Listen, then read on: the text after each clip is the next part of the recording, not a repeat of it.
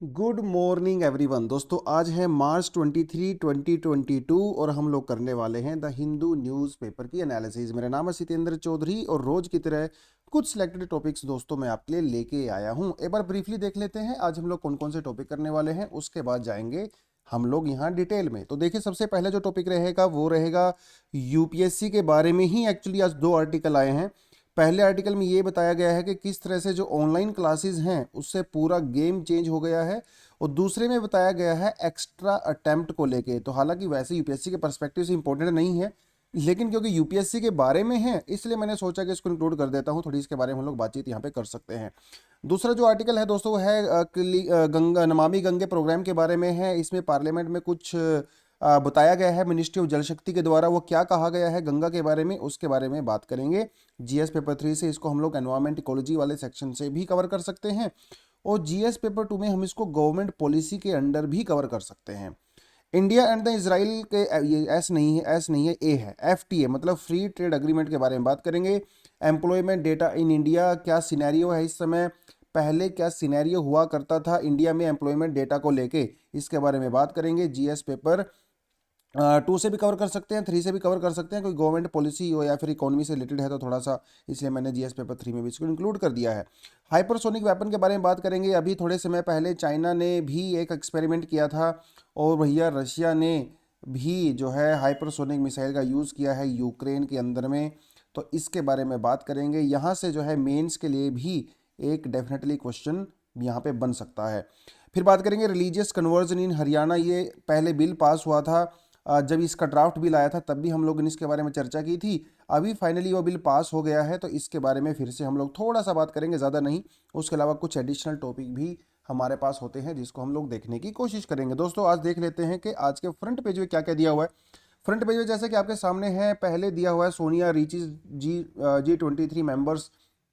ये G23 members क्या है ना, 23 कांग्रेस के जो बड़े लीडर हैं, पुराने लीडर हैं, उनका बेसिकली ग्रुप है जो कि थोड़ा सा कांग्रेस पार्टी के अंदर यहाँ पे रिवोल्ट हो गया है। वो लोग कह रहे हैं कि गांधी परिवार को जो है यहाँ से हटना चाहिए, नए लीडर को आना चाहिए, कांग्रेस को रिवाइव करना चाहिए। उसके बारे में बड़ी बातें हैं। खैर ये तो पॉलिटिकल न्यूज़ है, लेकिन अगर हम लोग डेमोक्रेसी के हिसाब से देखें दोस्तों, तो डेमोक्रेसी में देखिए एक स्ट्रॉन्ग अपोजिशन की बहुत ज़्यादा ज़रूरत होती है। अगर स्ट्रॉन्ग अपोजिशन नहीं होगा तो फिर वो डेमोक्रेसी नहीं रह जाती, वो फिर मेजोरिटेरियन रूल हो जाता है ना।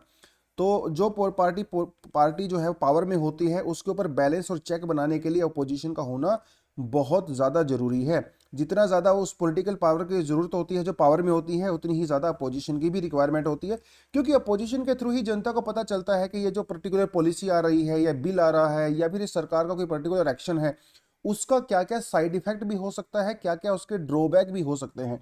और जब तक आपको अपोजिट साइड नहीं पता चलेगी तो हम लोग एक इन्फॉर्म्ड डिसीजन यहाँ पे नहीं ले पाते हैं। और हमारे यहाँ पे कंट्री में तो मल्टी पार्टी सिस्टम है, तो इसलिए एक स्ट्रॉन्ग अपोजिशन का होना दोस्तों बहुत ज़रूरी है। तो हम तो देखिए बाकी जनता की मर्जी है, वो किसी को वोट करे या ना करे वो एक अलग बात है, लेकिन एक इन्फॉर्म डिसीजन के लिए एक स्ट्रॉन्ग अपोजिशन का होना डेमोक्रेसी की सर्वाइवल के लिए बहुत ज़्यादा ज़रूरी होता है।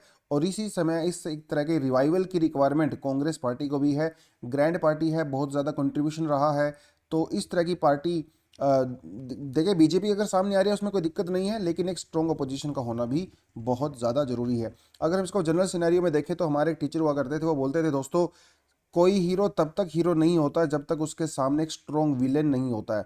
जितना स्ट्रॉन्ग विलेन होता है हीरो उतना ही महान बनता है। तो एक स्ट्रॉन्ग विलेन मतलब एक अपोजिशन, विलेन नहीं है वो, लेकिन एक अपोजिशन का होना जो बहुत ज़्यादा जरूरी है। अगर एक स्ट्रॉन्ग डेमोक्रेसी, एक स्ट्रॉन्ग गवर्नेंस अगर हम लोग किसी भी कंट्री को देना चाहते हैं तो, right. Fuel price hike spark अप्रोर in parliament. देखिए तो बिल्कुल नेचुरल सा रिएक्शन होने वाला है। फ्यूल के प्राइसेस बढ़ गए हैं काफ़ी दिनों के बाद। 6 महीने 4-5 महीने से प्राइसेस नहीं बढ़े थे, इलेक्शन का समय था तो होल्ड पे थे। अभी दोबारा से प्राइसेस बढ़ गए हैं। सबसे बड़ा इसमें तो रीज़न है यूक्रेन वाला ही रीज़न है, रशिया यूक्रेन का जब से क्राइसिस चल रहा है। तो डेफिनेटली वर्ल्ड ओवर ग्लोबली जो फ्यूल के प्राइस हैं वो भी बहुत ज़्यादा हो गए हैं, तो डेफिनेटली इंडिया का इम्पैक्ट तो पड़ता ही है।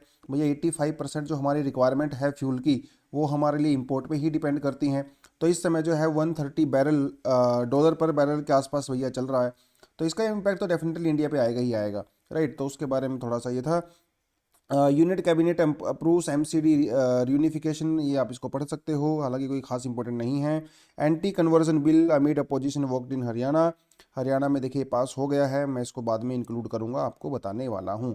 लेकिन आज देख लेते हैं दोस्तों आज की खास बात क्या है। आज की खास बात आपके सामने है। वैसे तो 22 तारीख को यानी कि कल 22 मार्च को बिहार दिवस था, लेकिन 3 दिन के लिए बिहार दिवस मनाया जाता है। अब बड़ा स्टेट है तो डेफिनेटली एक दिन में काम नहीं चलेगा, इतना रिच स्टेट है, इतना रिच कल्चर है, हेरिटेज है, हिस्ट्री है, राइट। तो उसके लिए मुझे नहीं लगता कि एक दिन काफ़ी होगा बिहार के लिए, तो इसीलिए इसको जो है कई सारे दिनों में कन्वर्ट इसको किया गया है बिहार को। तो थोड़ा एक बार देख लेते हैं क्या है पूरा मामला। थोड़ा सा इसको मैं ना सेटिंग कर लेता हूँ, यस, थोड़ा सा जो है, हाँ स्लाइड सेट कर लेते हैं, उसके बाद बढ़ते हैं। देखिए बिहार की अगर हम लोग बात करें, बिहार इंडिया में जो है बहुत पुराना स्टेट तो है ही, बहुत मशहूर रहा है, और बिहार के बारे में जितना बोला जाए दोस्तों उतना ही कम है। आज के समय अगर बिहार का हम लोग नाम लेते हैं तो कई सारे दिमाग में आपकी चीज़ें आती हैं। खैर मैं आपसे क्वेश्चन पूछता हूं कि जब भी आप ये बिहार स्टेट के बारे में बात करते हैं तो सबसे पहली 3 चीज़ें कौन सी ऐसी हैं जो आपके दिमाग में सबसे पहले आती हैं। जैसे कुछ लोग बोल सकते हैं कि it's land of IAS officers, हालांकि ये सिनेरियो 2012-13 के बाद थोड़ा चेंज हो गया जब से सीसेट इंट्रोड्यूस हुआ था, लेकिन आज भी अगर आप बिहार में जाओगे तो वहाँ पे जो लोग थोड़े पढ़े लिखे होते हैं तो उनका एक ही ड्रीम होता है, या तो यूपीएससी क्रैक करना, ठीक है, तो यूपीएससी ने क्रैक उन्होंने करना ही करना, तो उनका एक ड्रीम रहता है ये। तो ये आज से तो कुछ लोग कह सकते हैं लैंड ऑफ आईएएस ऑफिसर, कुछ अलग, कुछ नालंदा के नाम से बिहार को जानते हैं, कुछ लोग पाटलिपुत्र के नाम से जानते हैं। तो बिहार का कल्चर बहुत ज़्यादा रिच रहा है, एकदम वेदों में पुराणों में बिहार का जिक्र किया गया है। अगर आप पुराने बात करें तो मगध मगध एम्पायर, मिथिला एम्पायर, अंग एम्पायर है ना, अंग देश के महाराजा, महाभारत में भी आपने सुना होगा, तो ये सब बिहार में रहा है, बहुत ही रिच रहा है भैया। और जैनिज्म और बुद्धिज्म दो इतने बड़े रिलीजन है, वर्ल्ड रिलीजन, तो दोनों की भी ओरिजिन बिहार में ही हुआ। जैनिज्म के जो तीर्थंकर थे, 24 तीर्थंकर महावीर, वर्धमान महावीर जी, उनका जन्म भी यहाँ पे हुआ। उसके अलावा यहाँ पे दुनिया का सबसे पुराना कॉन्टिन्यूस जो मंदिर है, जो है मुंडेश्वरी देवी टेम्पल कहा जाता है उसको, कंटिन्यूस टेम्पल है ये, आज भी वहाँ पे पूजा होती है। 2nd सेंचुरी में लगभग इसको वहाँ पे बनाया गया था, तो इतना ओल्डेस्ट एक वर्किंग, एक जहाँ पे अभी भी वर्शिप होता है, इतना टेम्पल वहाँ पे है। और मतलब गोया गया के बारे में तो सभी को जानते हैं, शेरशाह सूरी का वहाँ पे टोम है, उनकी राजधानी भी पाटलिपुत्री हुआ करती थी, जिन्होंने जीटी रोड बनाया, ग्रैंड ट्रक रोड जिसको हम लोग बोलते हैं, है ना। और 10वें जो गुरु थे और लास्ट गुरु जो सिखिज्म के थे, गुरु गोविंद सिंह जी, वो भी बिहार में ही पैदा हुए, बिहारी थे। तो डॉक्टर राजेंद्र प्रसाद जी बिहारी थे। इंडिया के फर्स्ट प्रेसिडेंट आर्यभट्ट ने भैया बिहार में रह के ही दिया, अर्थशास्त्र बिहार में लिखा गया। और दुनिया की सबसे लार्जेस्ट जो योगा यूनिवर्सिटी है वो भी बिहार की मुंगेर डिस्ट्रिक्ट में है। तो और कुछ चीज़ें आपको पता हो बिहार के बारे में जो मेरे से मिस आउट हो गई हों, हमारे बहुत सारे स्टूडेंट ऐसे होंगे जो हमारे एनालिसिस देखते होंगे, वो बिहार से डेफिनेटली होंगे। और तो आप भी बता सकते हैं अपनी कुछ खास चीज़ें, लोकल चीज़ें जो बिहार में इतनी फेमस हैं, राइट। चलिए दोस्तों आगे बढ़ते हैं। कब्स lifted but the IAS aspirant still prefer studying online, देखिए क्या कहता है। मतलब देखिए वैसे कोई खास आर्टिकल नहीं है, बस इतना कहना इनका है कि देखिए जब से कोविड चला था तो कोविड से पहले students all over India, thousands of students थे use to visit Delhi, because Delhi is considered as the epicentre of the civil service aspirants ना। मोस्टली कोचिंग जो है वो दिल्ली में ही है, वर्ल्ड फेमस, मतलब इंडिया फेमस ऑफ कोर्स। तो बच्चे यहाँ पे आते थे, महंगी फीस देते थे, उसके बाद यहाँ पे रहते थे, तो उसमें बहुत ज़्यादा खर्चा हो जाता था। तो फिर बाद में कोविड आया, तो कोविड की वजह से सब कुछ ऑनलाइन हो गया, और जब से चीज़ें ऑनलाइन हुई तो पूरा सिनेरियो चेंज हो गया। हालांकि इनका कहना है कि अभी ऑनलाइन क्लासेस मतलब इतना अभी कर्व नहीं है, तो ऑफलाइन क्लासेस भी चल रही हैं, लेकिन जो ऑनलाइन क्लासेस ने पूरे सिस्टम को चेंज कर दिया है ना, आज भी बहुत सारे स्टूडेंट दिल्ली में आना प्रेफर नहीं करते हैं, क्योंकि वही सेम टीचर जो दिल्ली में पढ़ाते हैं ऑनलाइन आप उन्हीं से कोचिंग ले सकते हो। तो भैया दिल्ली में आके करोड़ों रुपया खर्चे करने का क्या, लाखों करोड़ों तो नहीं होता, खैर लाखों रुपया खर्चा करने का कोई मतलब नहीं है ना। तो इसलिए बहुत सारे स्टूडेंट आजकल ऑफलाइन ही प्रेफर करते हैं। और अगर रिजल्ट देखो ना, पिछले 2 सालों में जो टॉपर्स रहे हैं, बहुत सारे टॉपर्स आपको ऐसा बोलेंगे कि उन्होंने पूरा ऑनलाइन कोचिंग ही किया है। तो ऑनलाइन कोचिंग का सिनेरियो पूरा चेंज हो गया है। तो आज के समय में चीज़ें ऐसी हैं, अगर दिल्ली आप आना है तो आप आ सकते हो, वहाँ पे एक अलग माहौल मिलता है, लेकिन ऑनलाइन और ऑफलाइन की क्वालिटी में आजकल ज़्यादा फर्क नहीं है।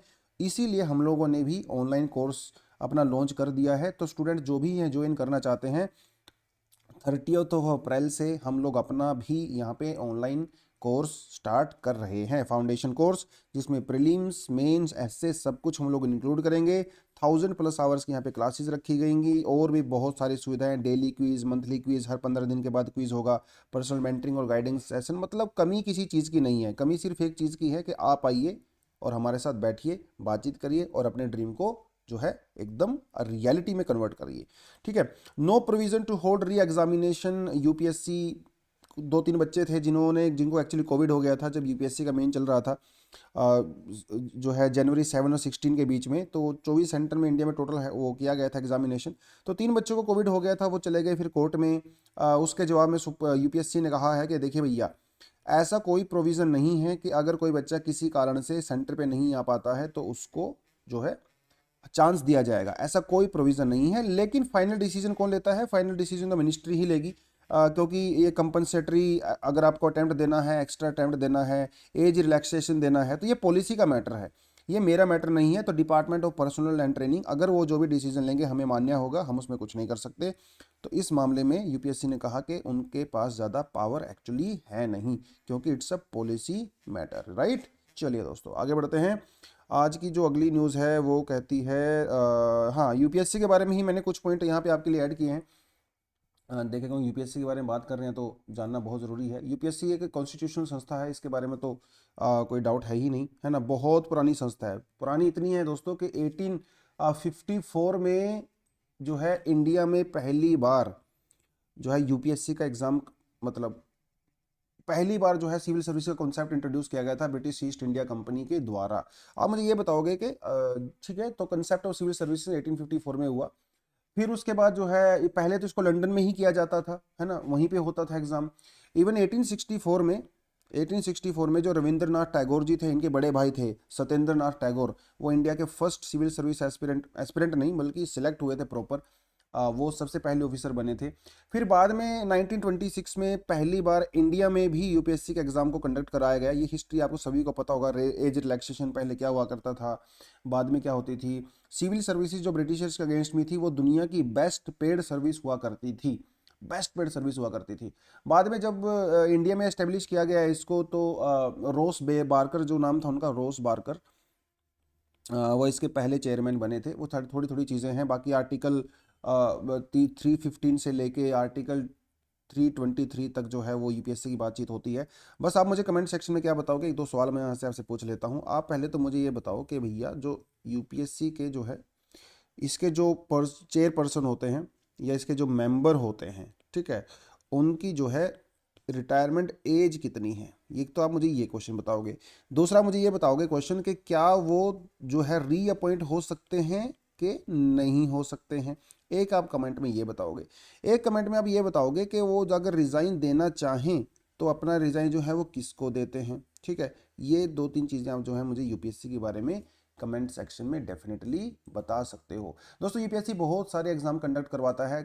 कुछ लोगों को ऐसा लगता है कि शायद सिविल सर्विस का एग्ज़ाम ही यूपीएससी कंडक्ट कराता होगा, लेकिन ऐसा नहीं है। उसके अलावा भी जैसे सीडीएस का एग्ज़ाम हुआ, है ना, वो एनडीए का एग्ज़ाम हुआ, सीडीएस का एग्ज़ाम हुआ, ये सब कंडक्ट कराया जाता है। उसके अलावा असिस्टेंट कमांडेंट के लिए जो एग्ज़ाम होता है वो भी करते हैं। ईपीएफओ का जो एग्ज़ाम होता है वो भी यूपीएससी ही करवाता है। और सिविल सर्विस तो आईएएस, आईपीएस, आईआरएस, वो तो सब आपको पता ही है, वो तो करवाते ही करवाते हैं। उसके अलावा जो इंडियन फॉरेस्ट सर्विस एग्जामिनेशन होता है वो भी यूपीएससी ही कंडक्ट करवाता है।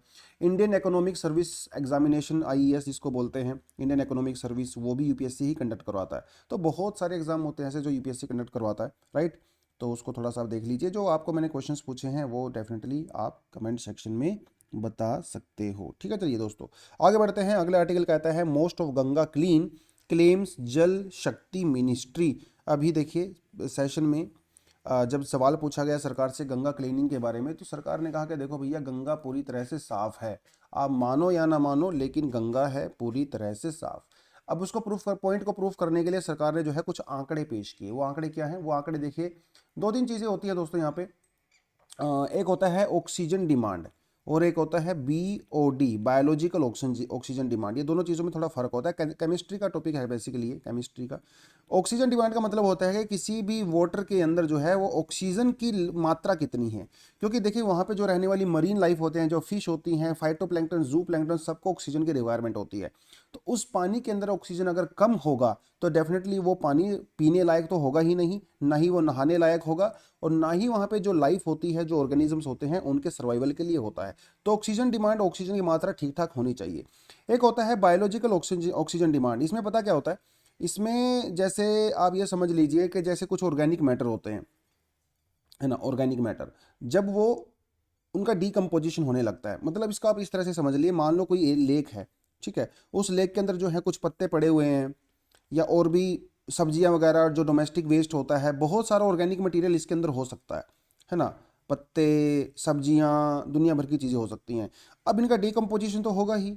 इनके डीकम्पोजिशन कैसे होता है? डीकम्पोजिशन होता है बैक्टीरिया से, है ना, मतलब सड़ने गलने वाला काम होता है जो डीकम्पोजिशन होता है, वो तो बैक्टीरिया ही करेंगे। अब बैक्टीरिया को डीकम्पोजिशन करने के लिए ऑक्सीजन की रिक्वायरमेंट होती है, राइट। तो उसे कहते हैं BOD, बायोलॉजिकल ऑक्सीजन डिमांड, यानी कि उसके अंदर जो ऑर्गेनिक मैटर होता है उसको डिकम्पोज करने के लिए बैक्टीरियाज को कितने ऑक्सीजन की रिक्वायरमेंट होती है, उसे कहते हैं BOD। तो अगर ऑर्गेनिक मैटर किसी भी वाटर बॉडी में बहुत ज़्यादा हो जाता है, इसका मतलब वहाँ पे बैक्टीरिया भी बढ़ेंगे। बैक्टीरिया बढ़ेंगे तो ऑक्सीजन कंज्यूम करेंगे, और धीरे धीरे उस वाटर बॉडी के अंदर ऑक्सीजन कम होने लगती है, क्योंकि सारी ऑक्सीजन तो भैया बैक्टीरिया ने कंज्यूम कर लिया। तो उसके बाद उसके अंदर जो बचे कुछ ऑर्गेनिजम्स होते हैं वो भी सफोकेशन से मर जाते हैं, सफोकेशन हो जाता है, ऑक्सीजन की मात्रा कम हो जाती है। इसलिए बायोलॉजिकल ऑक्सीजन डिमांड और ऑक्सीजन डिमांड ओवरऑल जो होती है उसकी मात्रा वहाँ पे ठीक ठाक होनी चाहिए। तो जल शक्ति मिनिस्ट्री ने जो कहा कि भैया सेंट्रल पोल्यूशन कंट्रोल बोर्ड ने रिपोर्ट लिखी है, उनका कहना है कि ये जो गंगा का पानी है वो अभी एक अच्छी कैटेगरी के अंदर है। मतलब हमारे यहाँ पे लेके 1 से लेके 5 कैटेगरी बनाई गई हैं। जो एक कैटेगरी वाला वाटर होता है कैटेगरी 1 में, वो होता है मोस्ट पोल्यूटेड। तो सेंट्रल पोल्यूशन कंट्रोल बोर्ड का कहना है कि जो गंगा पूरा बेसिन है, गंगा जो है मोस्टली एरिया में जो है वो कैटेगरी नंबर 5 में आता है, मतलब पोल्यूशन वाली कैटेगरी में नहीं आता, वो ठीक ठाक है, राइट। तो दो दो प्रोग्राम का जिक्र यहाँ पे किया गया है, नमामि गंगे और नेशनल रिवर कंजर्वेशन प्लान। दो प्रोग्राम का यहाँ पे जिक्र किया गया है। नमामि गंगे के बारे में मैंने अलग से आपके लिए स्लाइड बना दी है, आप इसको पढ़ सकते हो। नमामि गंगे प्रोग्राम को दोस्तों 2015 में इसको लॉन्च किया गया था, मिनिस्ट्री ऑफ जल शक्ति के अंडर में ये आता है। इसकी जो इम्प्लीमेंटेशन इसका जो किया जाता है वो किया जाता है नेशनल गंगा काउंसिल के अंडर में। इसको 2016 में इसको बनाया गया था। इससे पहले हमारे पास जो बॉडी हुआ करती थी वो थी national Ganga river basin authority. तो national Ganga river basin authority को नेशनल गंगा काउंसिल ने रिप्लेस कर दिया था 2016 के अंडर में, ठीक है। ये थोड़ी थोड़ी चीज़ें आपको पता होनी चाहिए। और इसके अंदर सिर्फ हम लोग गंगा की ही बात नहीं करते हैं दोस्तों, हम लोग गंगा के साथ साथ उसकी ट्रिब्यूटरीज की भी बात करते हैं। तो अगर आपको ये चीज़ें नहीं पता हैं तो बता देता हूँ, it doesn't talk only about Ganga, it also talks about the distributaries of Ganga. ये सिर्फ इसी पे बारे बात नहीं करता है, बल्कि जो गंगा के आसपास रहने वाले जो विलेजेस हैं, अर्बन एरियाज हैं, वहाँ पे लिवलीहुड को इंप्रूव करने की बात करता है, जॉब क्रिएशन की बात करता है, हेल्थ बेनिफिट की भी बात करता है, और भी बहुत सारी चीज़ें यहाँ पे होती हैं। तो नेशनल गंगे नमामि गंगे जो प्रोग्राम है दोस्तों, बेसिकली वो 3 लेवल पे काम करता है। पहला लेवल आपका आता है नेशनल लेवल होता है, जिसमें जो कैबिनेट सेक्रेटरी उसको असिस्ट करते हैं, चेयर करते हैं। दूसरा रहता है स्टेट लेवल, जो कमिटीज़ होती हैं उसको चीफ सेक्रेटरी जो स्टेट पोल्यूशन कंट्रोल बोर्ड में रहते हैं या जो नमामि गंगे प्रोग्राम में रहते हैं वो करते हैं। और तीसरा जो है डिस्ट्रिक्ट लेवल पे होते हैं, तो डिस्ट्रिक्ट मैजिस्ट्रेट यानी कि जो डीएम होता है, अगर आपका एग्जाम क्लियर हो जाता है तो आप भी कल को डीएम बनोगे, तो आप भी जो है इस अथॉरिटी को डिस्ट्रिक्ट लेवल पे चेयर करते हो, राइट। गंगा का मैप थोड़ा सा आपको दिया हुआ है। आप मुझे कमेंट सेक्शन में ये बताइए कि भैया गंगा जो है ना कौन कौन से स्टेट से पास होती है। आपको सुन के बड़ा आसान लग रहा होगा क्वेश्चन, लेकिन इतना आसान है नहीं, ठीक है। कमेंट सेक्शन में बताओगे, फिर आप मुझे ये बताओगे कि पूछ लेता हूँ आपको, आप मुझे जो है 5 प्रयागों का नाम बताइए जो कि उत्तराखंड के अंदर है। यूपी के अंदर तो प्रयाग है ही है, प्रयागराज, लेकिन उत्तराखंड के अंदर भी 5 प्रयाग हैं, जहाँ पे भागीरथी और अलकनंदा ये दोनों मिलती हैं दोस्तों। कहाँ पे? देवप्रयाग में। देवप्रयाग के बाद ही इसको एक्चुअली गंगा कहा जाता है। देवप्रयाग से पहले ये होती है भागीरथी, और एक होती है अलकनंदा। तो ये जो दोनों है गंगा की हेड स्ट्रीम है, दोनों जब देवप्रयाग में मिलती हैं तो इसको गंगा कहा जाता है। बाद में गंगा जो है वो हरिद्वार में एंट्री करती है और हरिद्वार के बाद जो है ये अलग अलग स्टेट से होके गुजरने लगती है। तो आप मुझे ये बताओगे कि उत्तराखंड के अंदर ये जो 5 यहाँ पे प्रयाग होते हैं, प्रयाग का मतलब होता है जहाँ पे 2 या 2 से ज़्यादा रिवर आके मिलती हैं, उसे कहा जाता है प्रयाग, राइट। तो you just need to tell me in the comment section about the 5 Prayags in Uttarakhand. अगर ये बताओगे तो बात का मजा ही आ जाएगा। अगला जो आर्टिकल है दोस्तों वो है FTA talks expected during Israeli PM visit. भैया मोदी जी ने इनको इनवाइट किया है और इनका कहना है कि भैया हम जल्दी ही इंडिया को विजिट करने वाले हैं, इसराइल के प्राइम मिनिस्टर, ठीक है। तो फ्री ट्रेड एग्रीमेंट के बारे में बेसिकली हम लोग बात करने वाले हैं। फ्री ट्रेड एग्रीमेंट क्या होता है आपको पता ही है। फ्री ट्रेड एग्रीमेंट के अंदर जो 2 कंट्रीज़ के बीच में होता है, इनका मतलब ये होता है कि भैया हम एक दूसरे के मार्केट को जो है एकदम डोमेस्टिक मार्केट के जैसे ही ट्रीट करेंगे। कहने का मतलब ये है कि बाई चांस समझ लो आप इंडिया से अगर कोई ट्रांजिस्टर अगर वो इसराइल के अंदर जाता है और अगर दोनों कंट्री के अंदर फ्री ट्रेड एग्रीमेंट अगर साइन किया हुआ है तो उस ट्रांजिस्टर के ऊपर कोई भी एक्स्ट्रा ड्यूटी एक्स्ट्रा टैक्स नहीं लगाया जाएगा। उस ट्रांजिस्टर को ऐसे ही ट्रीट किया जाएगा जैसे वो इसराइल के अंदर ही मैन्युफैक्चर किया गया हो, कोई डिफरेंस नहीं होगा। तो कल को अगर इसराइल से इंडिया में कोई चीज़ आएगी तो उसको हम लोग ऐसे ही ट्रीट करेंगे जैसा हम लोग अपने डोमेस्टिक गुड्स को ट्रीट करते हैं। इसे कहा जाता है फ्री ट्रेड अग्रीमेंट। कई सारी कंट्री के साथ इंडिया का ऑलरेडी फ्री ट्रेड अग्रीमेंट है। अभी यूएई के साथ और ऑस्ट्रेलिया के साथ फ्री ट्रेड अग्रीमेंट की लास्ट स्टेज में हम लोग हैं, मतलब टेम्परेरी तौर पे ऑलरेडी हो चुका है। एशियान के साथ ऑलरेडी हम लोग कई सालों से करके बैठे हुए हैं, तो उसके साथ भी हमारा है। जापान के साथ भी हम लोग कर रहे हैं, यूरोपियन यूनियन के साथ भी हम लोगों ने मूड बनाया है करने का, तो बातचीत चल रही है बड़े सालों से। कनाडा के साथ भी आज हम लोग बातचीत कर रहे हैं और वो सारी सारी चीज़ें यहाँ पे आपको पहले से पता ही है, ठीक है दोस्तों। चलिए आगे बढ़ते हैं। Employment data to be released faster, centre ने ऐसा कहा है। थोड़ा आपको कहानी मैं बता देता हूँ क्या है। देखिए पहले हमारे पास एक बॉडी हुआ करती थी जिसका नाम था NSSO, एक हमारे पास बॉडी हुआ करती थी जिसका नाम था CSO, है ना। तो बाद में क्या किया सरकार ने, इन दोनों को आपस में मर्ज कर दिया और आज हमारे पास एक बॉडी होती है जिसे कहा जाता है NSO, नेशनल स्टैटिस्टिकल ऑफिस। दोनों को कंबाइन करके ये बनाया। ध्यान रखना अभी NSSO और CSO does not exist, okay, they were merged in 2017 and then जो है it is called NSO now. ये आपको थोड़ा पता होना चाहिए। तो पहले क्या होता था, पहले जो एम्प्लॉयमेंट का जो डेटा होता था इंडिया में वो NSSO इशू करता था और ये हर 5 साल में होता था। तो सरकार ने कहा कि भैया देखिए 5 साल तो बहुत ज़्यादा होते हैं, तब से सिनेरियो पूरा चेंज हो जाता है। तो फिर क्या किया, NSO ने एक नया प्रोग्राम लॉन्च किया। NSSO ने जो है एक नया प्लेटफॉर्म लॉन्च किया दोस्तों जिसे कहा गया PLFS। ये PLF क्या करता है, ये एक जो है एम्प्लॉयमेंट का डेटा रिलीज करता है। हालांकि PLFS का ये कहा गया कि PLF जो है हर 4 महीने के अंदर जो है वो एम्प्लॉयमेंट डेटा उसको रिलीज करेगा, लेकिन PLF के अंदर एक सबसे बड़ी पता कमी क्या है, यहाँ पे 9 महीने का लैग है। मतलब ये समझ लीजिए कि अगर अगर अगस्त का डेटा अगर 2021 का डेटा आना है तो भैया वो 2022 में आएगा 9 महीने के बाद, तो 9 मंथ का लैग है, जो कि यहाँ पे सबसे बड़ी कमी है। तो जब भी PLFS का डेटा रिलीज होता है तो आपको एक्चुअल ग्राउंड पिक्चर नहीं बताता है, वो आपको 9 महीने पहले का सिनेरियो बताता है। तो इसी के बारे में जो है पार्लियामेंट्री कमेटीज़ ने कुछ सवाल पूछे थे सरकार ने, जिसमें सरकार ने कहा कि हम लोग नए मेथड पे काम कर रहे हैं जिससे ये लैग जो है कम हो जाएगा। और अगर मैं आपको इंटरनेशनली बताऊं तो दुनिया भर में जो सिनेरियो है वो कम से कम 2 से लेके 5 महीने का है। तो 2 से 5 महीने के अंदर जो है वो रिलीज़ बेसिकली यहाँ पे हो जाता है।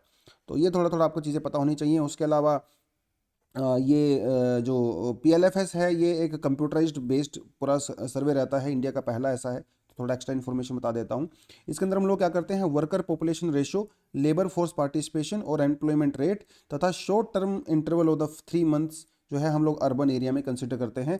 तो जो हमारा करंट वीकली स्टेटस होता है ये तो होता है अर्बन एरियाज़ के लिए, और एक हमारा जो यूजुअल स्टेटस होता है वो होता है रूरल एरियाज़ के लिए। ये भी थोड़ा आपने यहाँ पे ध्यान रखना है, ठीक है। बाकी तो बातें होती रहेंगी, ठीक है। आगे बढ़ते हैं।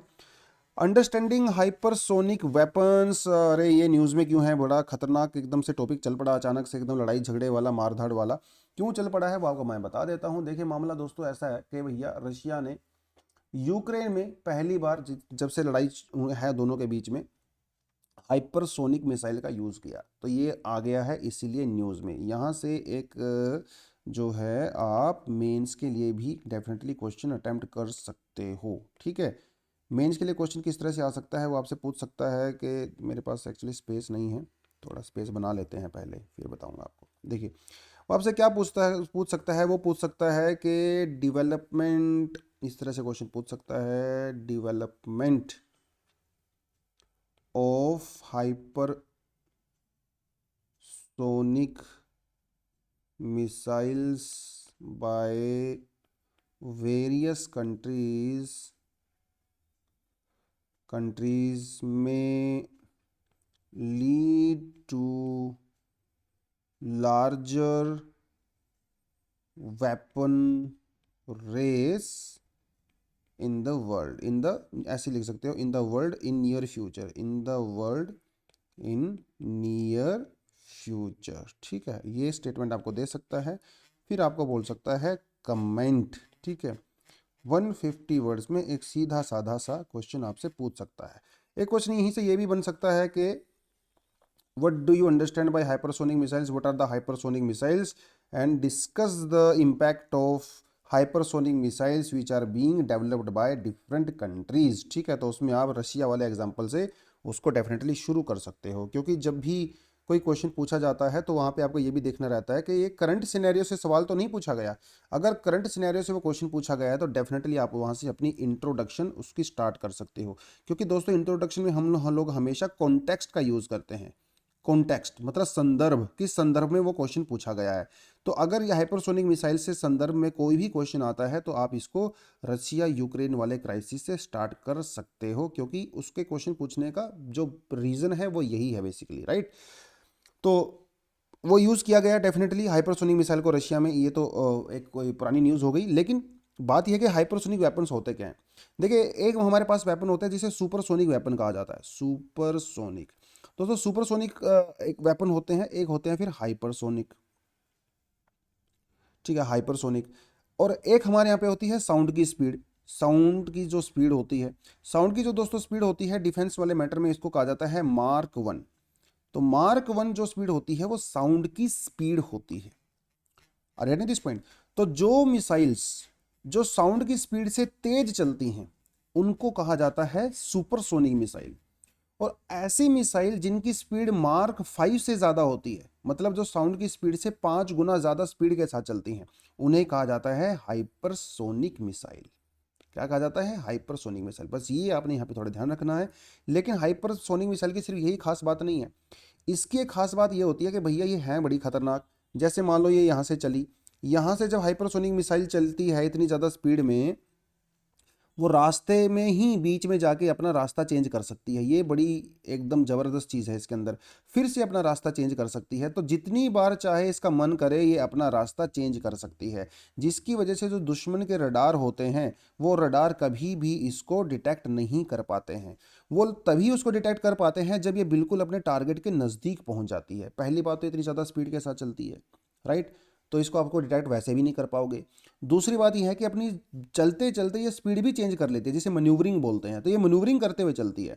तो भैया जब तक ये एनिमी के सर पे नहीं गिरती ना तब तक एनिमी को पता ही नहीं चलता। इसीलिए हाइपरसोनिक मिसाइल इतनी ज़्यादा खतरनाक है, क्योंकि रास्ते में ही अपना रास्ता चेंज कर सकती हैं। ठीक है, ये यहाँ पे सबसे बड़ी बात है। तो अब तक हाइपरसोनिक मिसाइल का स्टेटस क्या है पूरी दुनिया में? देखिए जब हम लोग बात करते हैं रशिया, चाइना और यूएसए की बात करते हैं तो तीनों के बारे में ही बात करेंगे। इंडिया का स्टेटस अभी आपको बताता हूँ मैं। रशिया में जो हाइपरसोनिक मिसाइल का जो सिस्टम है जो उन्होंने पहले डेवलप किया हुआ है उसे बोला जाता है किंजाल एयर लॉन्च्ड हाइपरसोनिक मिसाइल, जो अभी यूक्रेन के अंदर यूज की गई है। ठीक है, किंजाल एयर लॉन्च्ड हाइपरसोनिक मिसाइल। उसके अलावा इनका एक अपना दूसरा प्रोग्राम रहता है जिसे कहता है सिक्रोन कहा जाता है। ठीक है, सिकोन का जो हाइपरसोनिक क्रूज मिसाइल है वो भी रशिया ने डेवलप किया हुआ है। बात करते हैं चाइना के बारे में। यस, चाइना के पास भी हाइपरसोनिक मिसाइल हैं, लेकिन वो उतना ज़्यादा अभी उसकी प्रैक्टिस में नहीं है। पिछले महीने कहा गया था कि चाइना ने एक हाइपरसोनिक मिसाइल का टेस्ट किया हुआ है। वो मिसाइल ने पहले क्या किया, पूरे ग्लोब का चक्कर काटा भैया। उसका पूरे ग्लोब का चक्कर काटने के बाद वो अपने टारगेट पे हिट किया। हालांकि चाइना ने इसको डिनाई किया, चाइना ने कहा कि नहीं नहीं ऐसा कुछ भी नहीं है, लेकिन यूएसए की जो सीक्रेट एजेंसीज हैं उन्होंने पता लगाया कि हाँ चाइना ने सुपरसोनिक हाइपरसोनिक मिसाइल का टेस्ट किया था। राइट। तो वो तो चाइना वाला प्रोग्राम रह गया। अभी चाइना वाले प्रोग्राम थोड़ा सा पर्दे के पीछे है, हमें एक्चुअली पता नहीं। बात करते हैं यूएसए के बारे में, बात करते हैं भैया। यूएसए ने 1949 में ही एक प्रोजेक्ट बम्पर चलाया था जिसके अंदर उसने हाइपरसोनिक मिसाइल के टेस्ट किए थे, और यूएसए के अंदर आज हाइपरसोनिक मिसाइल्स यूज की जाती हैं। लेकिन यहाँ पे थोड़ा सा फर्क है। फर्क ये है कि जो रशिया की हाइपरसोनिक मिसाइल्स है ना, वो न्यूक्लियर जो है, मतलब न्यूक्लियर वॉरहेड लेके जा सकती हैं। लेकिन यूएसए की जो हाइपरसोनिक मिसाइल हैं अभी वो न्यूक्लियर वॉरहेड लेके नहीं जा सकती, ठीक है। क्योंकि उन्होंने यार वो 1949 में उसको बनाया था, उन्होंने चाहते तो अब तक कर ही सकते थे, ऐसी बड़ी बात नहीं है। लेकिन वो इसलिए नहीं बनाया था ताकि वो जो रेस है, वेपन रेस है, वो ज़्यादा ना बढ़ जाए। लेकिन अभी यूएसए ने अपना मूड चेंज किया है और यूएसए अपने प्रोग्राम को यहाँ पे अपडेट करेगा डेफिनेटली थोड़े समय में, और वो इसको वॉरहेड, न्यूक्लियर वॉरहेड के साथ भी लॉन्च कर सकता है। अगर हम दूसरी कंट्रीज़ की बात करें तो ऑस्ट्रेलिया, इंडिया, फ्रांस, जापान और जर्मनी जो है हाइपरसोनिक मिसाइल को डेवलप करने की ट्राई कर रही हैं, जिसमें से इंडिया का पॉइंट जो है यहाँ पे काफ़ी खास है। देखिए इंडिया में इस समय 12 हाइपरसोनिक विंड टनल्स हैं। ये विंड टनल दोस्तों पता क्या होती हैं? ये जैसे अगर आपको बताएं, जैसे मान लो कोई एस्ट्रोनॉट होते हैं, वो जब स्पेस के अंदर जाते हैं तो उससे पहले धरती के ऊपर टेस्ट किए जाते हैं, स्पेस वाला माहौल क्रिएट किया जाता है। वैसे ही जो बड़ी बड़ी मिसाइल्स होती हैं, जो हाइपरसोनिक मिसाइल होती हैं, इनको एक्चुअली में एनवायरनमेंट में और एटमॉस्फेयर में लॉन्च करने से पहले टनल्स बनाई जाती हैं। इन टनल्स के अंदर वो एटमॉस्फेयर वाला माहौल क्रिएट किया जाता है कि वो कैसा रिएक्ट करेंगी।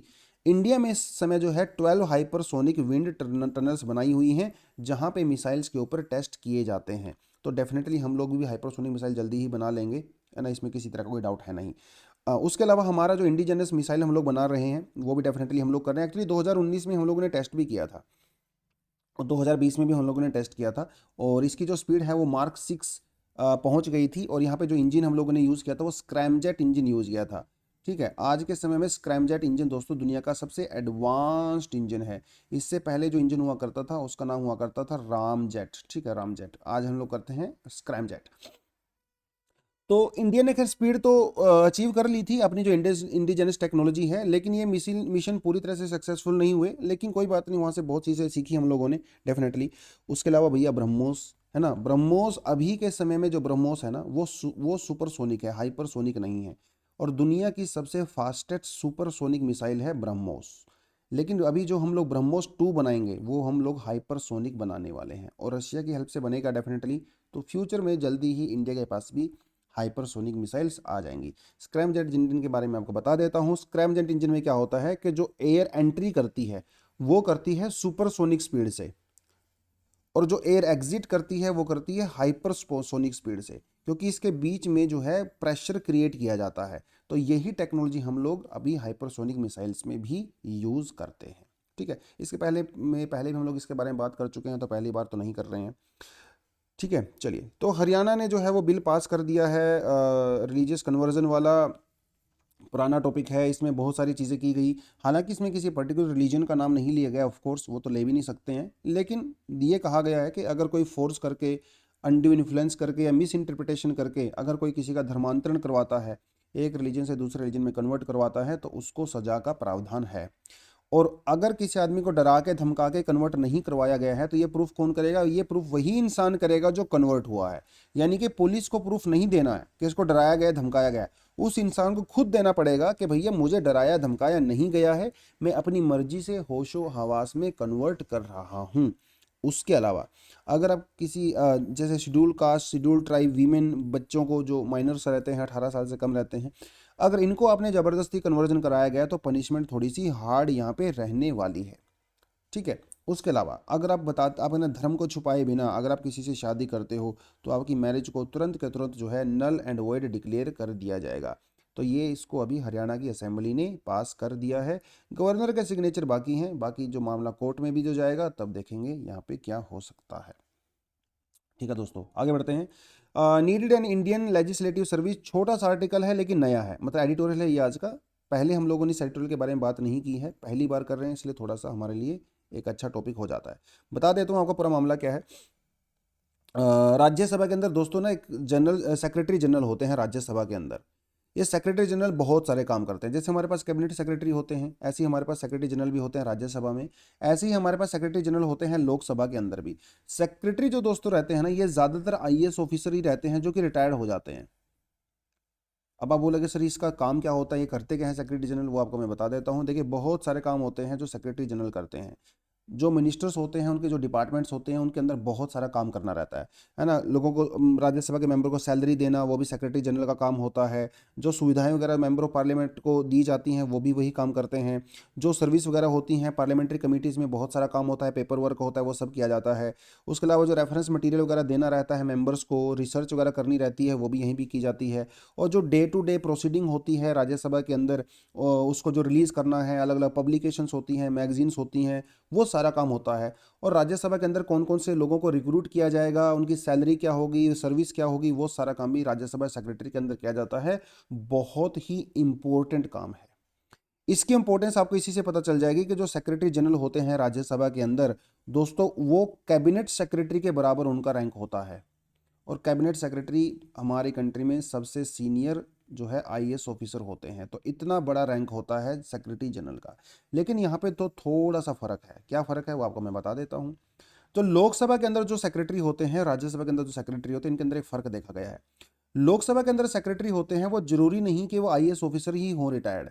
ऐसा भी बहुत बार किया गया है कि जो पार्लियामेंट के अंदर जो सीनियर ऑफिसर्स काम करते हैं, जिनको काफ़ी ज़्यादा एक्सपर्टीज़ हो जाती है, वो भी अपॉइंट किए जा सकते हैं। लेकिन राज्यसभा में ऐसा नहीं है। राज्यसभा में अभी तक ये ट्रेंड चला आ रहा था कि आईएएस ऑफिसर जो रिटायर्ड होते हैं उनको ही, या फिर आईआरएस भी हो सकते हैं, उनको ही कैबिनेट जनरल सेक्रेटरी बनाया गया। पहली बार अभी थोड़े समय पहले जो है इस ट्रेंड को चेंज किया गया था। किसी नए ऑफिसर को यहाँ पे अपॉइंट किया गया था, लेकिन सिर्फ 3 महीने के लिए। अभी जिनको दोबारा से अपॉइंट किया गया है जनरल सेक्रेटरी, उनका नाम है पीएस मोदी। मोदी है ये, मोदी नहीं है, ठीक है। इनको किया गया, तो उसी के बारे में आर्टिकल है।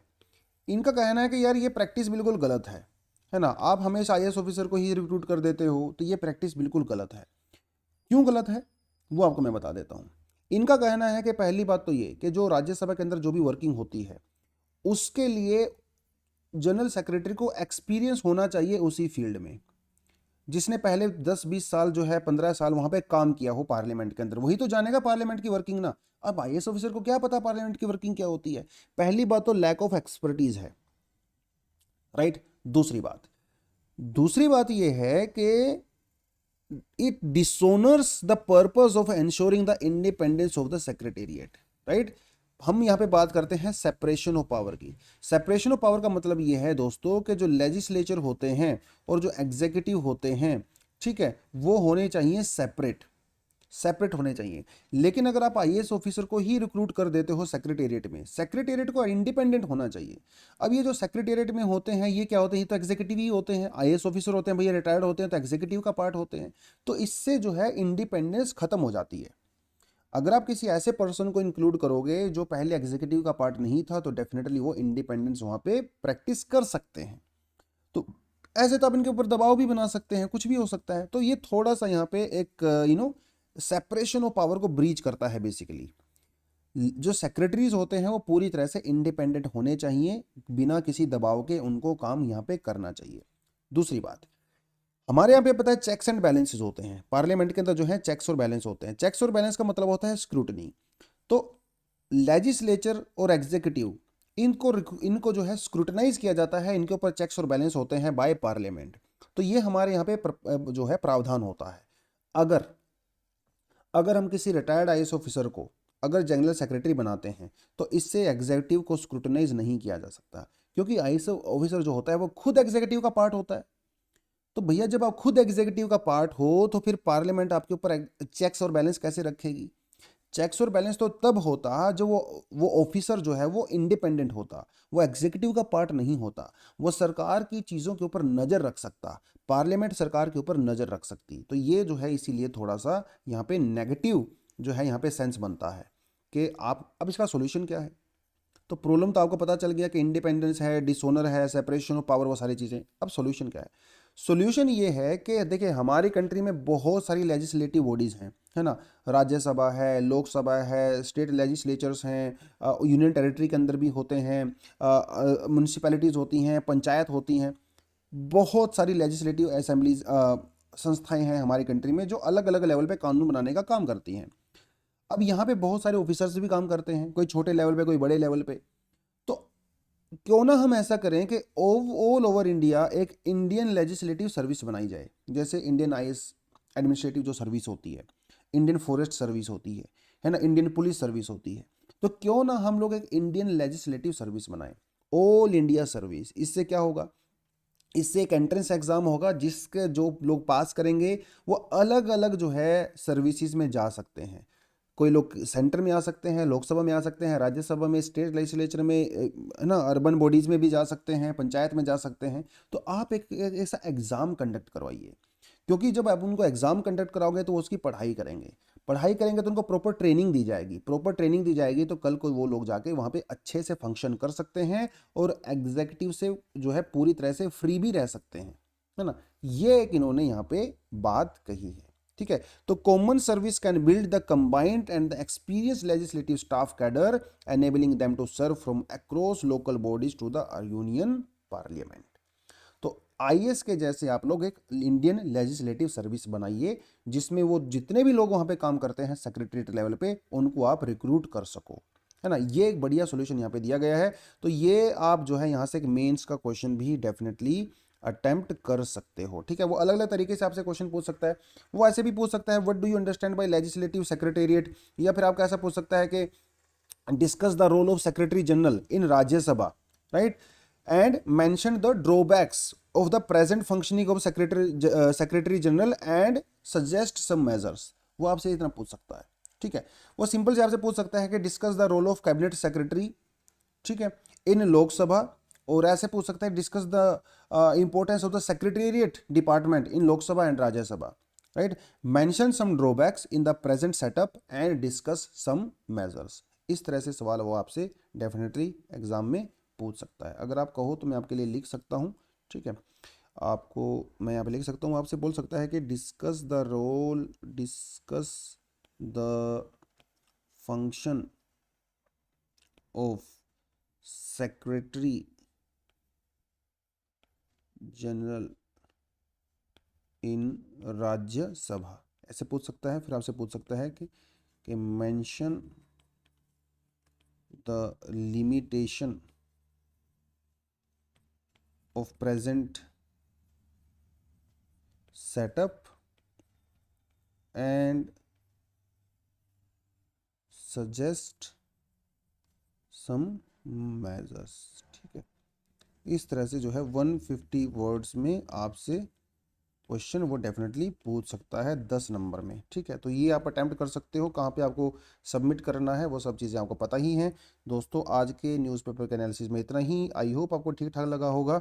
ठीक ठाक लगा है तो वीडियो को लाइक कर दिया करो, लाइक करे बिना मत जाया करो, ठीक है। तो थोड़ा सा अच्छा लगता है मुझे देखने से।